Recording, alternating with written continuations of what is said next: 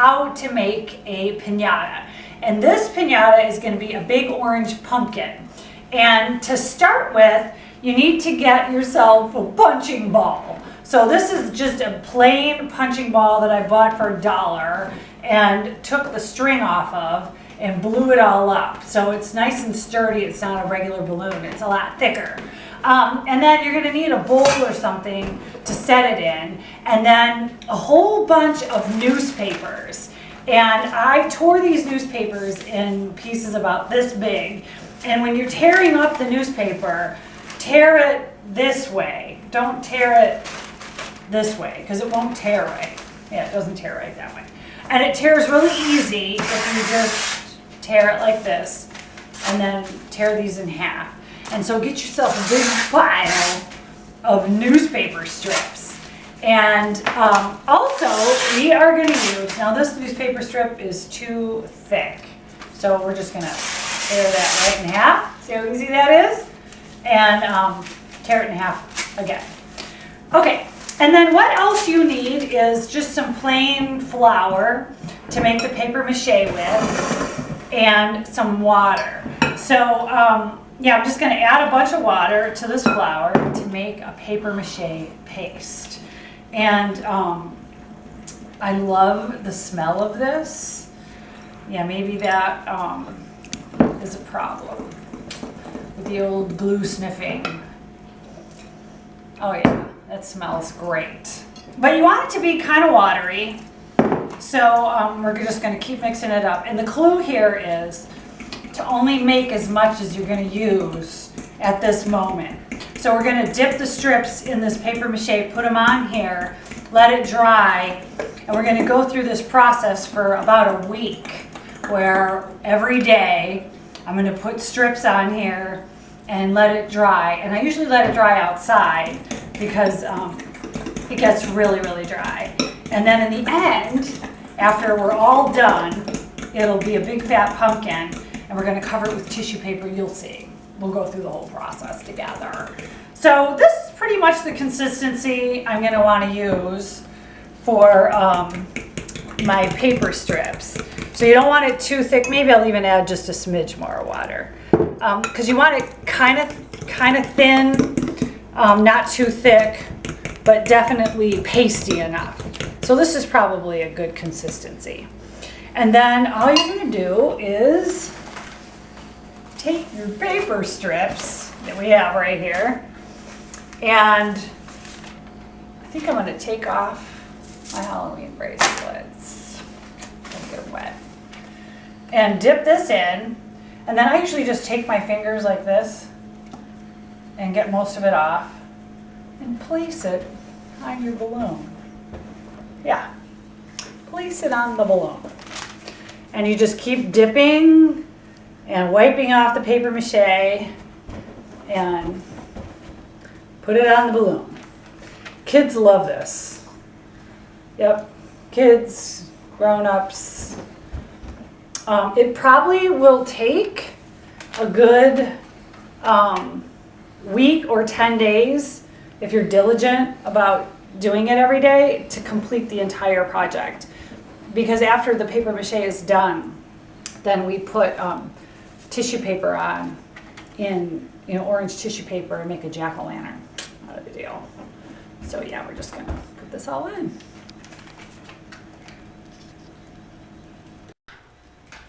So I have most of it covered, and a couple of tips. Number one, when you put the newspaper on top, the balloon is going to automatically flip over by itself because it's going to be top heavy. So just be aware of that. And second of all, you can see I got a little bit too happy with the old papier-mâché glue paste stuff, so it's dripping. So I'm just going to take some plain undipped paper and just smooth it over the top to kind of soak that up. Also, remember to put the newspaper in all different directions. You don't have to use, you really need to be in a whole bunch of different directions because it'll just make the papier-mâché a lot stronger on here. And so yeah, just soak up some of the excess with dry newspaper and make sure you have the whole balloon covered and you don't have any bare spots. Like I got a little bare spot here. Yeah, so I'm going to be covering that right up right now. Yeah, and if it gets drippy, which it does, then just soak it up with the dry stuff. So at this point, I'm going to probably go around the balloon and put a whole bunch of dry pieces on here because I think I got a little too soggy. Yeah, too soggy. So yeah, I'm going to go over. Yeah, I think this looks pretty good actually. And yeah. And it sticks to the bowl, by the way. It definitely sticks to the bowl because it is, oh, see, you can see here, I have way too much paste. And you want to leave an opening at the top. So actually, I think at this point, I will go around and I'm going to leave a hole about this big at the top. So you'll see why later. I'll go into that later. So we'll just put these on here. And then I'm going to take it outside, put it in the sun, and let it dry on the patio table. And here in Arizona, it'll probably dry in about an hour. If you're living somewhere else, like Chicago, Illinois, it'll probably take a good 24 hours to dry.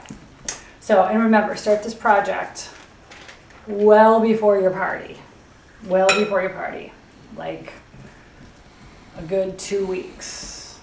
So we'll be back for the next step after this is drying. This is round 2 of our piñata, and most of it's dry. You can see the top of it isn't dry, and it's buckled here a little bit, and it's buckled because I used, the paste was too thick. So I thinned it out a little bit, and I'm not going to paper mache over any of this right now. And I even have a little crack right here, and that's because it's hot here in Tucson. So I'm going to make sure and paper mache over that. So this is round 2.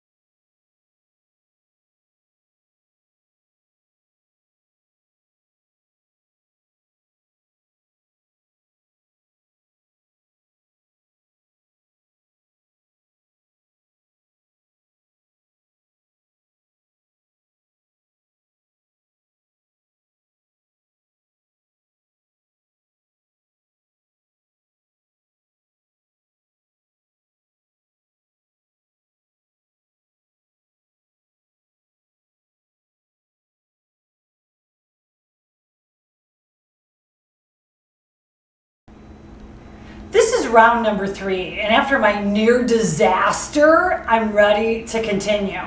After my piñata caved in, I had another punching ball, and I was able to put it inside and blow it up, and so it sort of semi-repaired itself.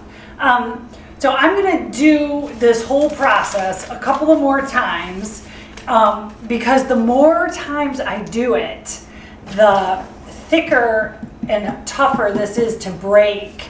So if you have like older, stronger kids, then you maybe would want to, or maybe even adults, you'd want to do this, a whole bunch of times, 4 or 5 times.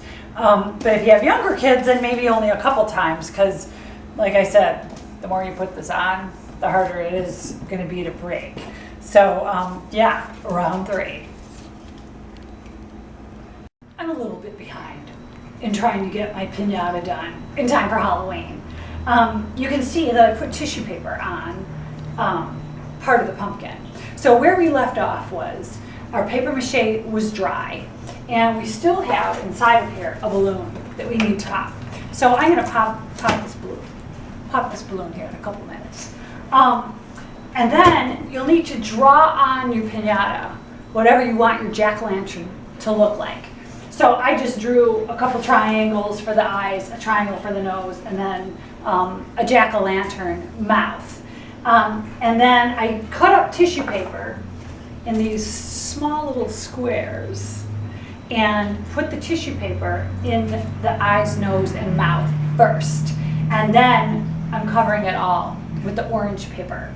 And covering it with the orange paper is a grueling process. So here's how you do this part. I'm going to turn this so you can see it. And we're going to put some glue on our piñata. And you can use a paintbrush if you want to spread it around, or you can just leave it like this. And then you're going to take your piece of paper and just kind of wrap it around your finger and put it like that. And just keep doing that. You're going to do that for a long time. You're just going to keep doing it. And keep doing it until all of the rest of the pumpkin is covered in orange. And yeah, so I'll just stand here for the next 5 hours and do this. It actually won't take 5 hours. So yeah, that is how you do it. So, but I would definitely recommend doing the eyes, nose, and mouth first. So, yep, we'll be back when it's all done. We'll be back when it's done. All done. And I popped the balloon. The piñata is finally finished, and Halloween is over.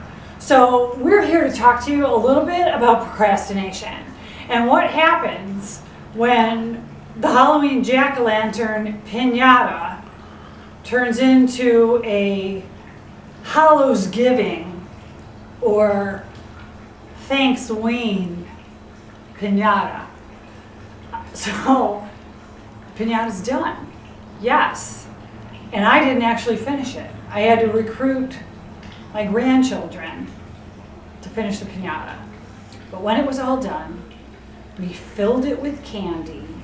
I took a stick, wrapped a rope around it, stuck it in the top of the piñata, and used that as leverage to be able to hang it from a tree. And then we hoisted it over a tree.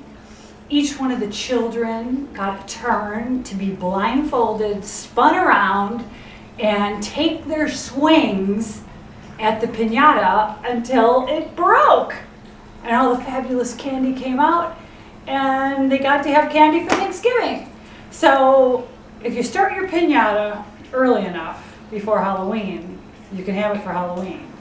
Otherwise, it could be Thanksgiving, it could be Christmas, it could be the Super Bowl, it could be Valentine's Day, it could be St. Patrick's Day, it could be Easter, it could be my birthday. So anyway, I hope you try the piñata idea. It's really fun to do, and I hope you enjoy yourself doing it. Yeah, piñatas, lots of fun, cool stuff.